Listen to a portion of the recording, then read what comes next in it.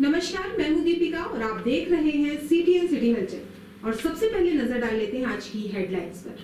विजय राघवगढ़ विधायक पूर्व मंत्री संजय सतेंद्र पाठक ने केंद्रीय बजट 2025 की प्रशंसा। कहा, यह बजट प्रधानमंत्री मोदी की दूरदर्शी सोच और वित्त मंत्री निर्मला सीतारमण की कुशल नीति का उत्कृष्ट उदाहरण।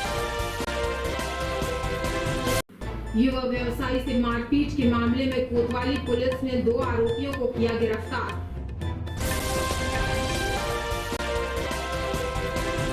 जुआ एवं सट्टे के खिलाफ 8 प्रकरण दर्ज, 13 आरोपी गिरफ्तार। माधवनगर पुलिस ने की कार्यवाही।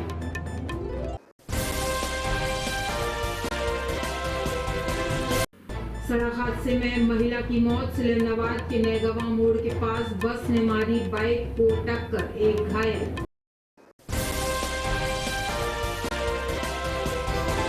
एमकेजी थाना अंतर्गत ग्राम देवरा खुर्द NH 30 बाईपास में अज्ञात वाहन की टक्कर से गंभीर रूप से घायल युवक की इलाज के दौरान जिला अस्पताल में हुई मौत। और अब सिलसिलेवार करते हैं खबरों का खुलासा।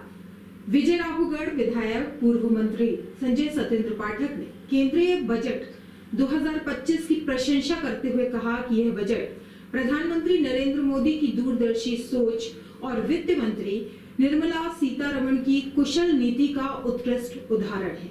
उन्होंने कहा कि यह बजट देश के किसानों, गरीबों, मध्यम वर्ग, महिलाओं और युवाओं के साथ साथ स्टार्टअप्स, इनोवेशन और निवेश को भी मजबूती देने वाला है।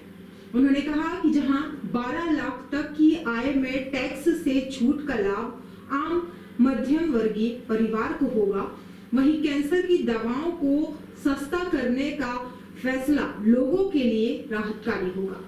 आज सदन बजट पेश है। देखिए, बहुत ही अद्भुत। और मैं अगर ये कहूँ कि पिछले 75-76 वर्षों में जितने भी प्रधानमंत्री जी हुए हैं और वित्त मंत्री हुए, ये अभी तक का सबसे सुनहरा बजट अगर कहें मिडिल क्लास के लिए तो उसमें कोई अतिशयोक्ति नहीं होगी। मध्यम वर्गीय परिवार जो भारत में लगभग हम अगर देखें तो 50 से 60% से ज़्यादा लोग मध्यम वर्गीय परिवार के हैं। तो 70-80 करोड़ लोगों को जो एक साथ सौगात मिली है कि जहां एक तरफ इलेक्ट्रॉनिक गुड्स में छूट मिल गई, टीवी, फ्रिज, मोबाइल, दुनिया भर की जो चीज़ें जो दैनिक यूज़ की चीज़ें होती हैं उसमें भी माननीय नरेंद्र मोदी, निर्मला सीतारमण जी ने छूट दी है। वहीं साथ साथ जो टैक्स में 12 लाख की छूट दी। आज मैं एक वाक्य बताता हूँ आप लोगों को। मैं सवेरे जब बजट प्रारंभ हुआ तो मेरे मन में आया कि काश मोदी जी 10 लाख से ऊपर की छूट दे दें टैक्स में, कि 10 लाख तक की इनकम पे कोई टैक्स नहीं होगा। और जब बजट देखना चालू किया और जब मैंने सुना कि 12 लाख तक की छूट मोदी जी ने की है, तो जो हम एक सामान्य इंसान के रूप में सोचते हैं, मोदी जी ने उससे आगे बढ़कर निर्मला सीतारमण जी के माध्यम से 12 लाख तक की जो छूट दी है, ये भी बहुत अद्भुत और बहुत बड़ा कदम है भारत के मध्यम वर्गीय परिवारों के लिए। साथ ही साथ पेट्रोलियम पदार्थों में, गैस सिलेंडर में और अन्य चीज़ों में भी उन्होंने छूट प्रदान की है। तो अगर ओवरऑल हम देखें तो चाहे वो इलाज के लिए मरीजों के लिए हो, कैंसर की सारी दवाइयों को छूट कर दिया उनने, कैंसर अस्पतालों में छूट प्रदान कर दी। तो जो मध्यम वर्गीय परिवार को दैनिक जीवन में आवश्यक चीज़ें होती हैं, उन समस्त चीज़ों में जो छूट प्रदान हुई है, इससे भारत की विकास की गति और आर्थिक विकास की गति बहुत तेज़ी से बढ़ेगी। साथ ही साथ जो एक फॉर्मेलिटीज़ होती थी कि इनकम टैक्स देने वाले लोगों को 2 साल के अंदर रिटर्न फाइल करना होता रहा, उसकी सीमा भी बढ़ा के 4 साल कर दी गई है।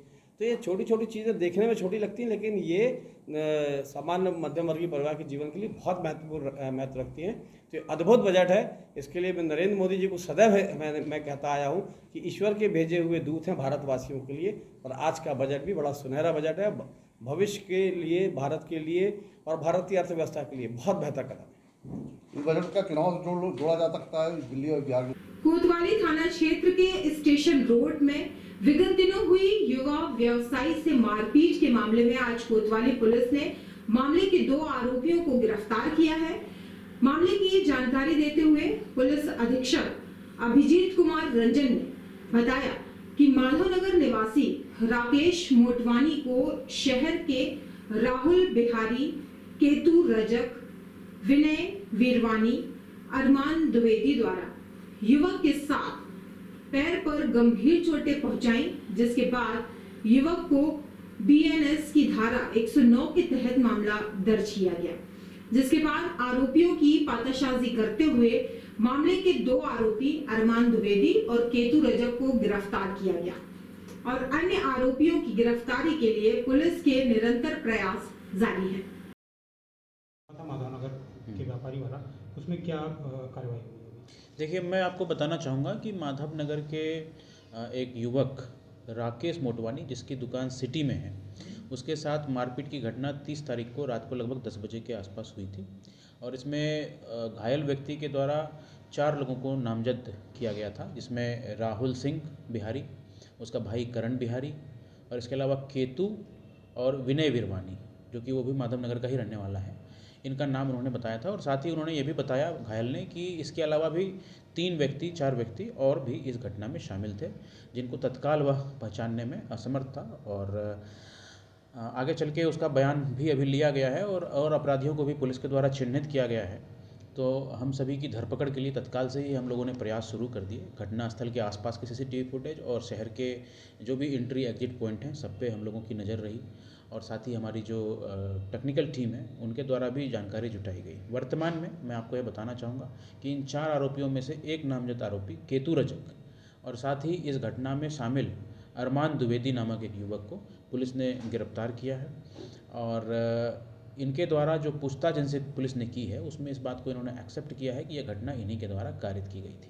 कटनी पुलिस अधीक्षक अभिजीत कुमार रंजन के निर्देशन एवं अतिरिक्त पुलिस अधीक्षक डॉक्टर संतोष डेहरिया, नगर पुलिस अधीक्षक श्रीमती ख्याति मिश्रा के मार्गदर्शन में माधवनगर थाना प्रभारी अनूप सिंह ठाकुर के नेतृत्व में जुआ एवं सट्टा विरोधी अभियान के तहत बड़ी कार्रवाई की गई। माधवनगर पुलिस द्वारा विभिन्न स्थानों पर दबिश देकर 8 मामलों में कुल 13 आरोपियों को गिरफ्तार किया गया। इस दौरान 1,29,130 रुपए नगद एवं 4 मोबाइल जब्त किए गए। प्रकरणों का विवरण अपराध क्रमांक 9125 धारा 13 अधिनियम के तहत आरोपी राहुल चावला उर्फ बंटा, अजय नागवानी, संजय धर्मपाल उर्फ संजू, जय जिज्ञासी, आकाश रावलानी उर्फ बिन्नू, अनिल बजाज को जुआ खेलते हुए पकड़ा, जिनके कब्जे से 84,000 रुपए नगद एवं 52 ताश के पत्ते जब्त किए गए। इसी प्रकार क्रमशः आरोपी क्रमांक अजय उर्फ मामा पंजवानी, सुंदरदास पंजवानी उम्र 35 साल निवासी हॉस्पिटल लाइन, दूसरा बंटी बड़वानी पिता राजकुमार वाधवानी उम्र 35 वर्ष निवासी मानसरोवर कॉलोनी, विपिन बनवानी पिता अशोक बनवानी उम्र 33 साल निवासी रॉबर्ट लाइन माधवनगर, नीरज कजवानी पिता रामचंद्र कजवानी उम्र 30 साल निवासी केरल लाइन, भारत उर्फ करू पिता स्वर्गीय रमेश लाल उर्फ उम्र 32 साल निवासी खैबर लाइन, रवि रावतानी पिता हरिराम रावतानी उम्र 36 साल निवासी एसडीएम लाइन, आकाश जिलानी पिता दिलीप गिलानी उम्र 35 साल निवासी हॉस्पिटल लाइन को 4 के सट्टा एक्ट के तहत कार्रवाई की गई। रात को जो गिरफ्तारी की गई है, जिनको मुलाहिजा कराया गया, वो कौन लोग थे, कौन कितने अपराधी थे? आज रात में हम लोग ने मुखबिर की सूचना पर से एक स्थान पे दबिश दी गई थी, जिस पे 6 आरोपी मिले हैं जो जुआ खेलते हुए पाए गए हैं। तो जुआ के तहत हमने कार्रवाई की है और लगभग 84,000 रुपये हमने नगद जब्त किया है। नहीं, ये अलग हैं, जो ये असामाजिक रूप से इसमें अभी सामने आए थे और इसके अलावा भी हमने 7 लोगों पे भी हमने ऐसे अवैध रूप से सट्टा खिलाने के संबंध में इनको गिरफ्तार किया है और वैधानिक कार्रवाई करते हुए हमने प्रतिबंधात्मक कार्रवाई भी हमने की है।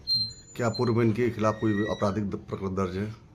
हाँ, पूर्व में भी इनके आपराधिक रिकॉर्ड हैं, मारपीट के भी हैं और कुछ अवैध गतिविधियों में जैसे कि जुआ सट्टा खेलने के भी प्रकरण दर्ज हैं इनके खिलाफ। पुलिस ने धरपकड़ जो तेज किया है, उन अपराधियों तक पहुंचने में अभी क्या सफलता कहां तक लगी?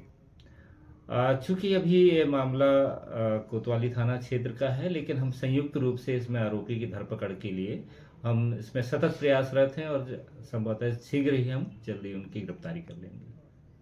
सड़क हादसे में महिला की मौत। सिलंदाबाद के नैगवा मोड़ के पास बस ने मारी बाइक को टक्कर, एक घायल। सिलंदाबाद थाना क्षेत्र के नैगवा मोड़ के पास रविवार को एक बस ने एक मोटरसाइकिल चालक को टक्कर मार दी, जिसके कारण मोटरसाइकिल में सवार दंपत्ति में से पत्नी की मौत हो गई, जबकि पति गंभीर रूप से घायल हो गया। बाइक को टक्कर मारने के बाद बस एक कार से भी टकराई, जिसके कारण कार भी क्षतिग्रस्त हुई। सूचना पर पहुंची पुलिस ने मामला दर्ज कर प्रकरण को जांच में लिया। सलेमनाबाद थाने में पदस्थ SI SK बड़गैया ने बताया कि भगनवारा गांव निवासी लक्ष्मी प्रसाद यादव अपनी पत्नी सुरसाबाई के साथ मोटरसाइकिल में सवार होकर अपनी ससुराल बिछिया जा रहा था। इसी दौरान नेगमा मोड़ के पास एक बस ने मोटरसाइकिल और एक कार को टक्कर मारी, जिसके कारण मोटरसाइकिल सवार पति पत्नी घायल हो गए।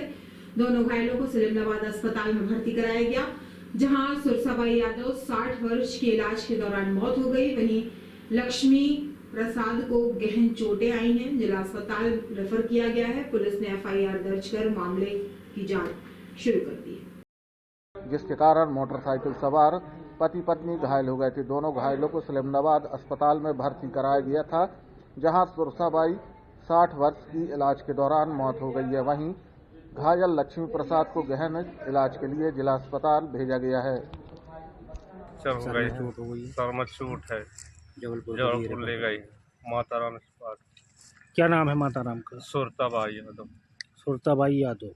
उम्र कितनी है भैया? 50। सर, जो ये आज एक्सीडेंट हुआ है, जी जी जी, इस घटना के बारे में कुछ जानकारी? इसमें क्या है, बस जा रही थी यहाँ से, तो नेंगमा मोड़ है, नेंगमा मोड़ पर एक मोटरसाइकिल चालक, और वहाँ टर्निंग भी कटिंग है, इस साइड उस साइड जाने के लिए रास्ता है, तो इन्होंने मोटरसाइकिल से साइड गया। इस समय ये भी रोड वाहन चल रहा था, यहाँ भी से आया था, अचानक बस वाला बचाया तो डिवाइडर के ऊपर बस वो हो गई।